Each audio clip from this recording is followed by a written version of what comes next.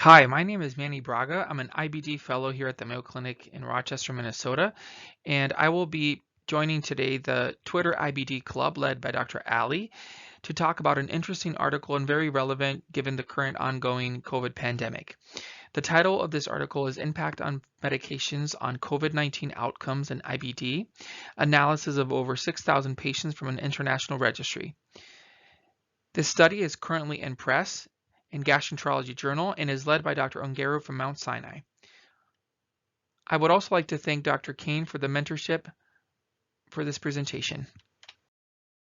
To give a little bit of background, we know that prior smaller studies had looked at COVID-19 outcomes in IBD patients and had demonstrated that biologics are safe and did not increase the risk of worse outcomes.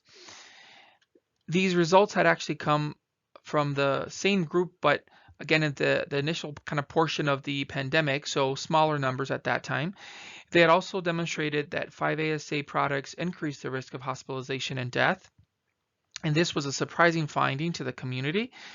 And steroids were also shown to increase the risk of hospitalization and death. For the methods, this is an interesting international registry called Secure IBD that is a HIPAA-compliant, provider-reported, involving 6 continents and multiple countries, and includes over 6,000 patients. And this more robust number of patients allowed for more powerful statistical analyses, now adjusting for several covariables, including sex, age, race, ethnicity, and country, BMI, smoking comorbidities, and also disease activity. So for the results, over 6,000 cases were included. 50% of those cases were female, 57% had Crohn's disease, and approximately 50% were in remission. Outlined here are the COVID-19 related hospitalization and deaths per category. In green, you can see the medications that actually were protective. So the biologics, including anti-TNFs, anti-interleukin 12 and 23, and anti-integrin, all were protective, as demonstrated here by the odds ratio. In orange are the medications that had a neutral effect. So reassuringly, 5-ASA products did not demonstrate an increased risk of COVID-19 related complications.